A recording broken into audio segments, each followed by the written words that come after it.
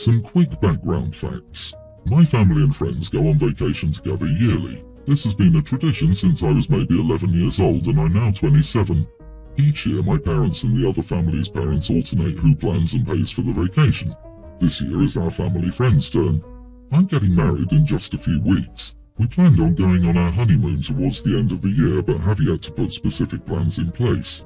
I work for my dad and can get off whenever I'd like, but my fiance only has so much paid time off, so we're trying to be strategic with our plans.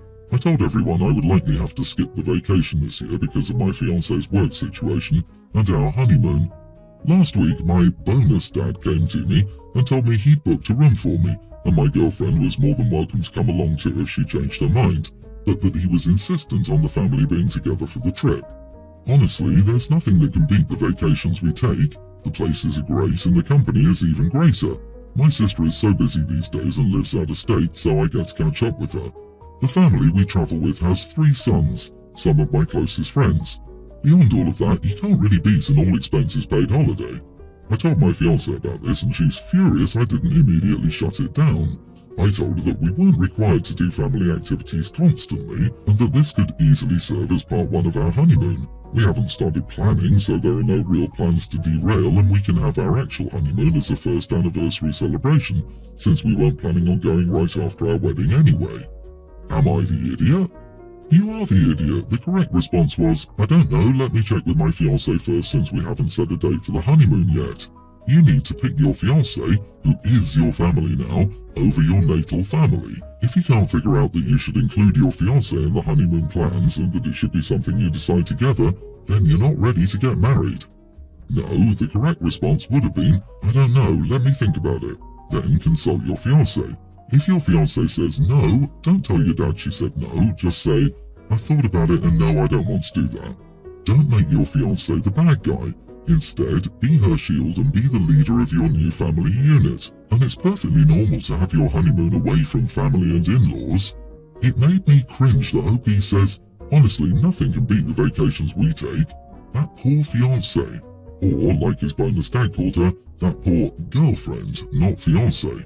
And it's not just the in-laws, it's the in-laws plus family and friends. For goodness sake, OP, can you not imagine the pressure on your possible future wife in that situation? You do know the purpose of a honeymoon, don't you? You just told your future wife where your priorities are, and she wasn't the main one. For her to be lucky, it should be his poor ex. She needs to get out. You are the idiot, and so is your bonus dad. He actually had the nerve to invite your fiancé to join the families on her honeymoon, LOL. Does bonus dad have a daughter he hopes you will marry? Bonus dad has 3 sons, no daughters. He's a little eccentric and gets a little hyper-focused on ideas. Planning vacations and spending time with immediate family is one of the highlights of his year every time. He also loves a good running joke, and there's one among our family of him plotting against my girlfriend to get his son and me back together. Before anyone asks, this was a years-old high school relationship that lasted 2 years at most before we went our separate ways for college. He also has nothing against my fiancée, and she's mostly in on the joke. He did insist I went and framed it within the context of the joke at first, and then went on to say he knew my fiancé's paid time off problem could make it hard for her to attend. And there it is. I was wondering what was being left out. Oh dear God, your poor fiancé. Do you really think she loves the joke of being told her fiancé should be with someone else? Because that sounds hysterical. It'd be so funny if OP attended this trip without his fiancé and got back together with bonus dad's son, wouldn't it? Ha ha. I'm sure the fiancé finds these jokes rightfully hilarious and not at all offensive. Jesus, time for bonus dad to learn about social boundaries and how not to be wildly inappropriate. This makes it so much worse, LOL. Bonus dad wasn't just being inconsiderate, he was being wildly disrespectful. You dated for 2 years. Good lord, that is a significant amount of time. Are you joking, OP? What is the amount of time your fiancé should consider it significant to you? Tell me this isn't real. There's no universe in which you seriously think this is in any way okay. You're deluded if you truly think that's a joke and that your fiancé is genuinely okay with that. I got married 4 months ago. I can't imagine how awful I'd feel to not even be my new partner's priority on the honeymoon. For context, my daughter Ella, a young teen, and I, 51 male, have always had a strained relationship. Her mother divorced me when she was a baby and did everything in her power to keep Ella away from me, even moving to a different state when Ella was 2. As a result, I only got a visitation of 8 days a month until she was old enough to start elementary school, and after that only school breaks and long weekends. When the visitation started, Ella made it clear that she hated visiting me. She would never listen to me, arguing with me about my rules or outright breaking them. When she was really little, I would pick her up for a visit from the airport, and she would cry and scream to stay with her mother and grandmother. I tried my best to cut her contact with her mother's side during my visitations, to foster our relationship without interference, but I wasn't always able to, and it led to her being much too dependent on them, while also allowing them to influence her against me. As she's gotten older, it's been even more difficult to get her to visit me where I live, so I've been visiting her instead. Thankfully, her mother pays for all my travel expenses. That brings us to now. I flew up to visit Ella. We went to the mall for an hour or so before closing time. It was one of our better visits. She was pleasant and talkative, but while we were walking through the food court, she saw some friends of hers. Apparently, the friends had graduated from middle school the year before, so she hadn't seen them in a while. All Ella wanted to do was hang out with them. She barely noticed me anymore, wanting to go to some store with the group, so I told her I was leaving. She asked me to stay, but I refused. Why should I stay when I wasn't her priority? I travelled all the way to see her, and the moment her friend showed up, she didn't care about me anymore. I didn't want to spend my time chaperoning while she socialised with them instead of me, so I left and went back to my hotel. Her mother called me the next day and yelled at me for leaving her at the mall. Apparently, the friends had been about to go, and since the mall was closing, Ella had to wait outside in the dark until her mother and grandmother could come to pick her up, which scared her. But her friends agreed to stay with her while she waited, so it wasn't like she was alone, and the mall was only about 10 minutes from her house, so she didn't have to wait long. She just really hurt me by choosing her friends over spending time with me, just like she chooses everyone else over me, and I didn't see the point in making an effort if she wasn't going to either. So, am I the idiot? Geez, you are the idiot, and a major one on so many levels. Who just abandons their child?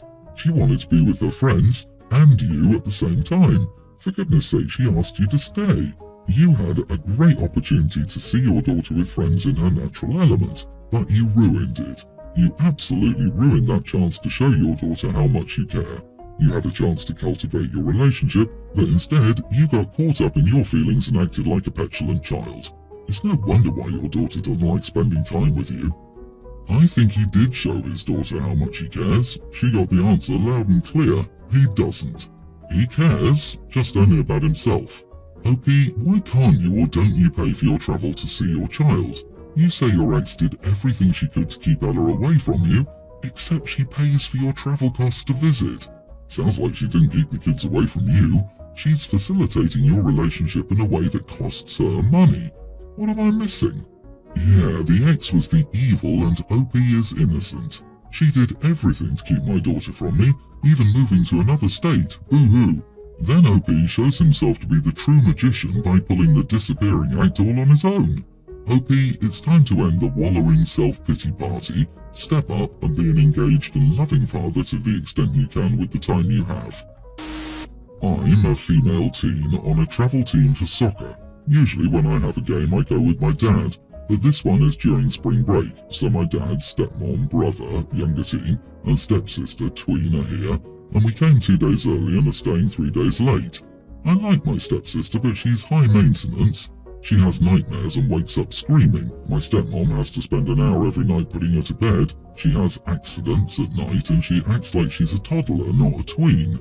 We rented a 3-bedroom house for this trip, so my dad and stepmom got a room, my brother got a room, and I'm supposed to be sharing it with my stepsister. On top of her being normally high maintenance, she also has bronchitis and wakes up coughing in the middle of the night. The first night she slept in my dad and stepmom's room and I liked having the room to myself. Then the second night they put her to bed in my room. I hated having my stepmom here for so long and having to be quiet after 7.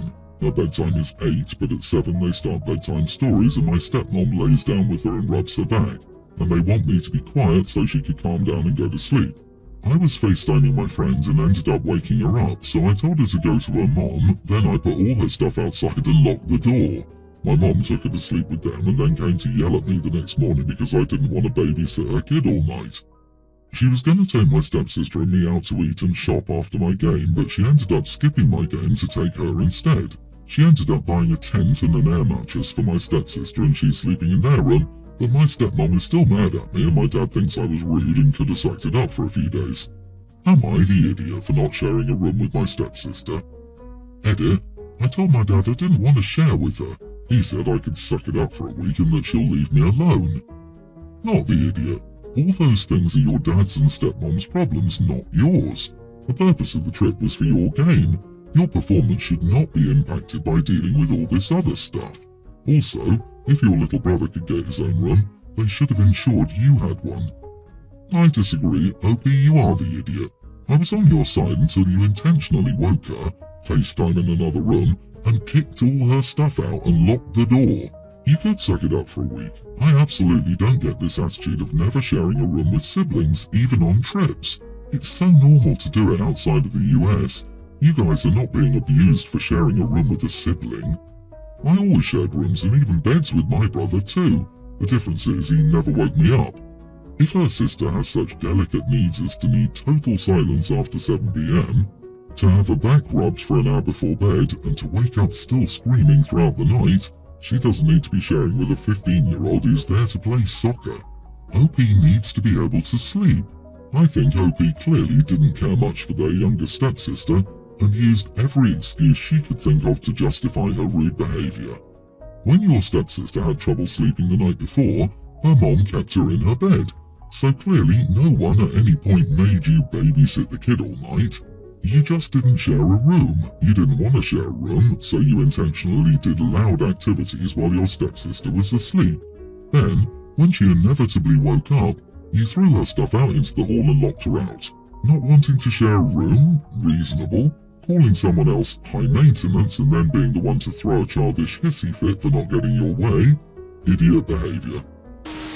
I'm a 45-year-old woman married to my husband Fred for 20 years. We have 4 children, including my 24-year-old stepson, James. When Fred and I first met, he was still married to James's mother, Lily. We fell in love, but we didn't do anything physical until after their divorce was final. I met James when he was 5 years old, and over the almost 20 years that I've known him, he has never liked me. Despite my best efforts to build a relationship with him, he's never shown any interest in getting to know his siblings or me. When James turned 18, he left home, and while he occasionally called and spent time with Fred, he would never do so with our children or me. Recently, I asked Fred to include our children when he spends time with James, but James hasn't spoken to him since. Now my mother-in-law, who has always favoured Lily over me, has called me and accused me of being the idiot for hurting James and Fred's relationship even further. I understand that my request may have hurt James's feelings, but after almost 2 decades of trying to build a relationship with him, I have exhausted all other options. I love my husband and our children, and I want them to feel included and valued in our family. It's unfair of James to exclude them from his life with Fred, simply because he has a strained relationship with me. Families need to come together and support one another, especially during difficult times. James is a part of our family and I want him to know that he's welcome to spend time with us, but not at the expense of my children's feelings or our family dynamic. I understand that James may be hurt, but I hope he can see that our family is important to us and that we want him to be a part of it. You are the idiot. You believe families should come together and support one another, all while ripping a family apart. Oh, okay. Let them have their own time. Stop being a jealous old stepmom. No, wait, it's different. You see, they didn't have intimacy, just an emotional affair. She just encouraged his affection and convinced him to leave his wife for her. So she didn't split up the family, it just kinda happened, you know? And she wants her kids to have one-on-one time with their father, but he can't because that's different. Family units are so important and that's why she wants to spend family time together. So important she made a married man resolutely assured that if he left his pre-existing family for her, that would be okay. But again, it's different because that family unit wasn't hers, so that clearly doesn't matter. In life, we have rules for normal people, then rules for mistresses. And they're different, you see? Illogically, hypocritically, callously different. Capiche? LOL this. The only family that matters to her is her ill-obtained husband and the kid she gave birth to. Everyone else must bend over for her wishes. You had an emotional affair with James's dad, and their marriage broke up. Of course James wants nothing to do with you. Let your husband have time with his son alone. It's the least you could do. My girlfriend has OCD. One symptom she experiences is doing everything in fives. Her mother passed away in March 2018. My girlfriend goes to therapy, and in January of this year, when she brought up getting a tattoo for the 5th anniversary of her mother's death, I suggested she talk about it with her therapist. After doing so, she said that her therapist also didn't think it was a good idea, as she believed that the drive behind her wanting to get the tattoo was her mental issue, rather than the actual want of getting it. However, my girlfriend still went ahead and booked the appointment. After talking with a couple of friends about it, they all agreed that it wasn't a good idea to make such a permanent decision, which her OCD had purely fueled. I wouldn't be so hesitant if she had somewhat recovered from it. However, she has yet to make any progress. I emailed the tattooist, we have each other's passwords, and cancelled her appointment. I told her an hour before her appointment that it had been cancelled, and as she booked the last slot for the day, she couldn't get it done. I knew she would be upset, but I didn't realise how upset she was going to be. It's been a couple of weeks, and it's honestly crazy how she's reacted to it. But I'm more than certain, and so are our friends, that once she recovers she'll be really grateful in the future. It's clear that was flared up a bit, and she's aware of that too, and has described it as making her physically sick when she thinks she'll never be able to get a tattoo on the 5th anniversary. So, am I the idiot? I emailed the tattooist, and that's where you cross the line. You're allowed to be concerned for her. You're allowed to discourage her from doing something you think she might regret. You're okay for even flat out telling her it would be a mistake. You are not okay making decisions for her. She's a grown adult and no matter the reason can get a tattoo. You are her partner, not her father. Cancelling her appointment without her consent was beyond inappropriate. But you didn't even do that. Instead, you broke into her email and pretended to be her. You're not helping her, no matter your intentions, by controlling her life. Agree. If the girlfriend's pattern is doing things in fives, then the natural conclusion to this being OCD driven would be to get 5 tattoos on the 5th anniversary.